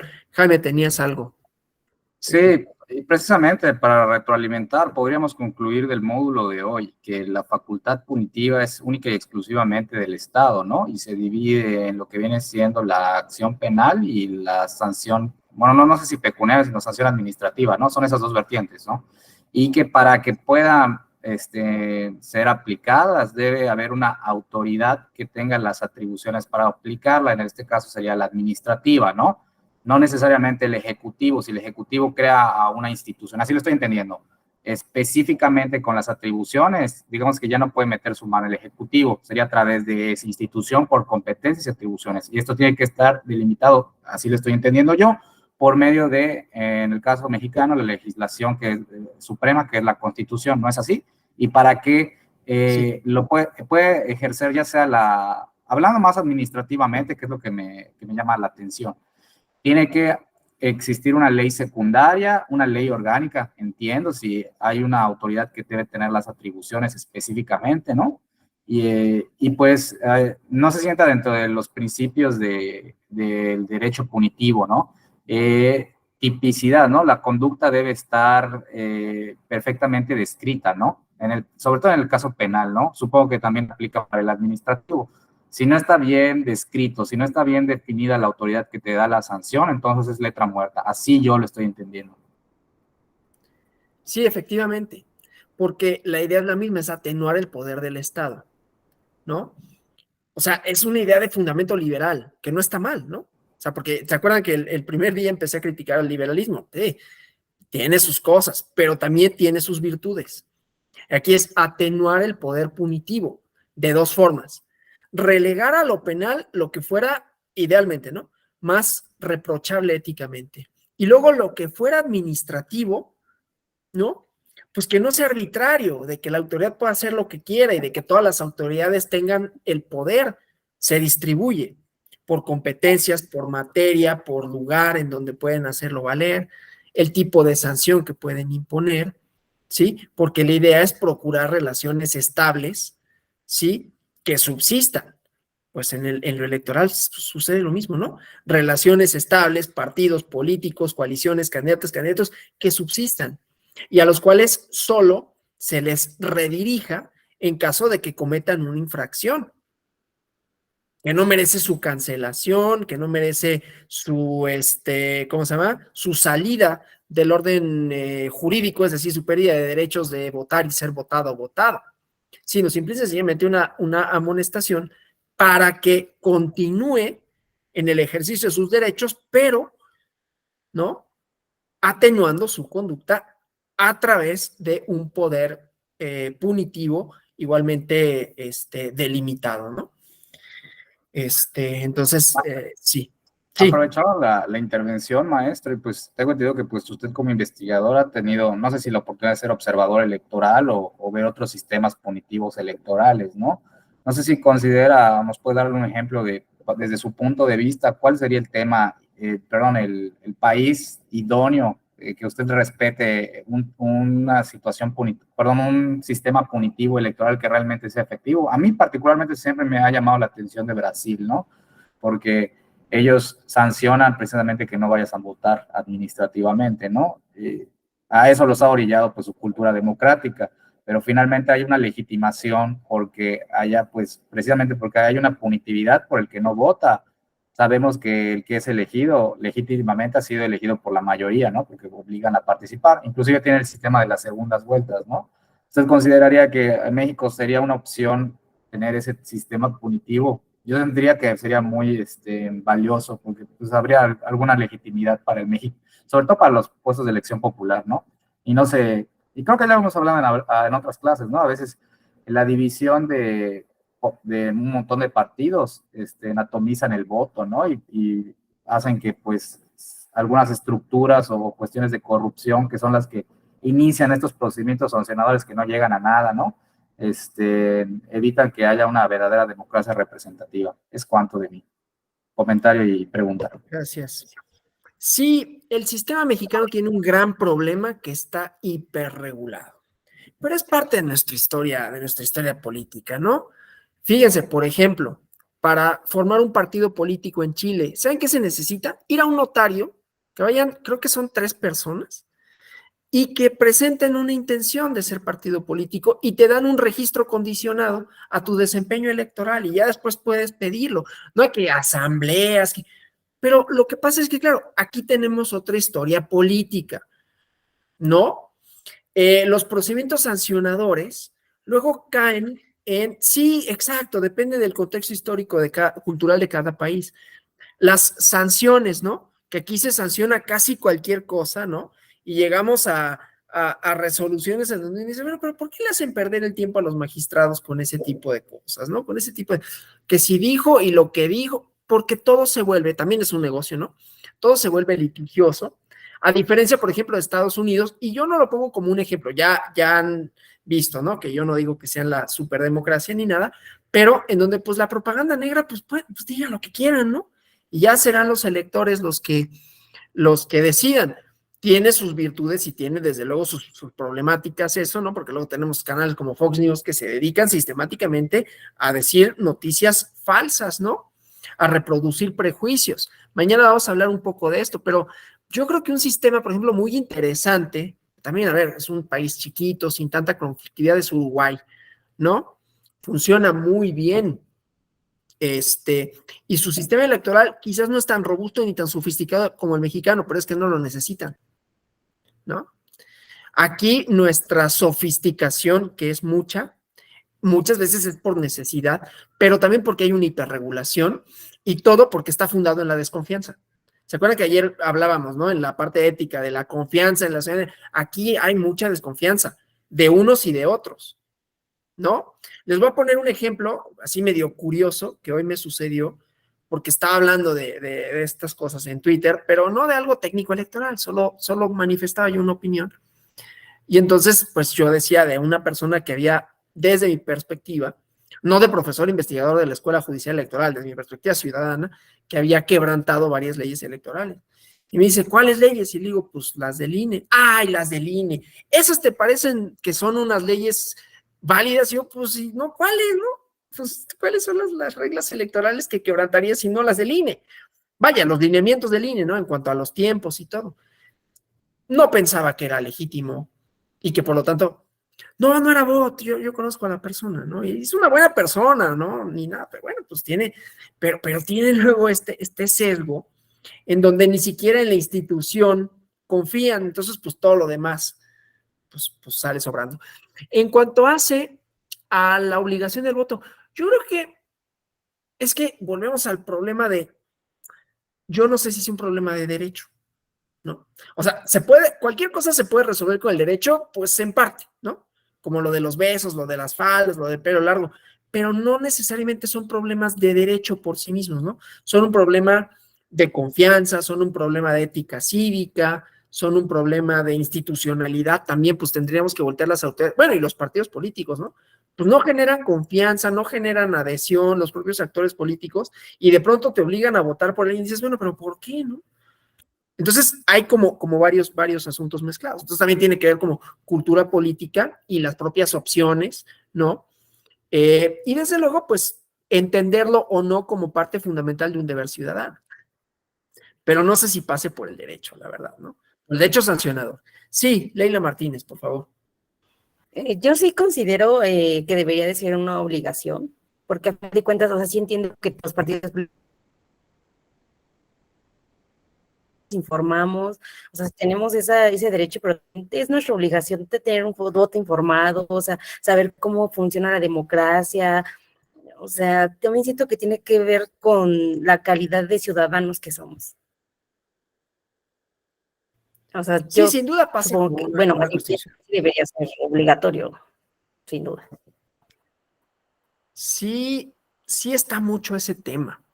Le digo, yo no estoy diciendo que no debería de ser, yo digo, no sé si es un problema de derecho, es decir, que tendríamos que sancionar a las personas que no votaran.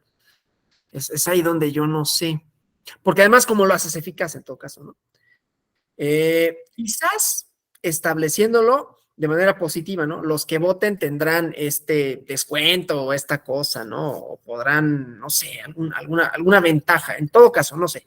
Valentín Salazar, por favor. Sí, gracias.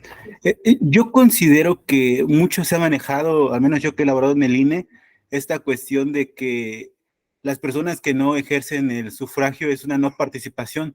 Yo siempre he planteado que es una forma de participar también, una forma de decir, no estoy de acuerdo con la democracia representativa y quizás lo que necesito es una democracia participativa, ¿no? Entonces, yo creo que hay que ver a la democracia no únicamente como este sistema de normas, es una visión funcionalista, sino que hay que comenzar a entender lo que el ciudadano expresa. Quizás, como bien se ha comentado, no se cuenta con la instrucción para expresarlo de esta manera de decir, ¿saben qué? Yo quiero una democracia participativa, pero me parece que sí es una forma en la que los ciudadanos nos están avisando que no están conformes, que sí quieren participar, pero que no son los medios que ellos consideran que son los necesarios, precisamente porque hemos avanzado, pienso eso, yo sí considero que hemos avanzado porque ya exigimos, y es una forma también de participar, exigiendo, quizás no sufragando. Gracias. Esto sí, claro, claro. Yo estaría de acuerdo, fíjense, con eso, ¿no? No quiere decir que todos, porque hay apatía. Aunque la apatía también nos tendría que, bueno, pero ¿por qué no les interesa, no? Y entonces sí es una forma de manifestar un descontento. Sí, sí me parece que puede ir por ahí. No digo que sean todos, pero sí puede ser, ¿no? Y entonces, ¿por qué privarles de esa forma de expresar su descontento? Dice Valentín Salazar que las reformas político-electorales se llevaron a cabo posterior a los procesos electorales, se fundaron en la desconfianza. Sí, sí, efectivamente, ¿no? Solo los que tomamos diplomada valoramos el derecho de voto. Sí, bueno, es que es un derecho. O sea, sí, y hay que cuidarlo, y hay que fomentarlo, pero también, pues, entender que efectivamente puede ser una manifestación de descontentismo con el sistema, con los partidos, con el funcionamiento mismo de la democracia, ¿no? Hasta decir, no creen las instituciones, no nada más es este ejemplo de la persona que me dijo. Hay unos que, pero ¿por qué no, no? O sea, ¿cuál es el problema? Y tendríamos que ser receptivos a esta desconfianza. Sí, Noel. Buenas noches. Fíjese que yo estoy analizando esta situación y me parece que es una decisión, podríamos decir, propia de cada ciudadano, ¿no? Siento que el tratar de obligar por medios coactivos al ciudadano a que emita el sufragio, como que le restaría un poco de legitimidad al ganador, ¿no?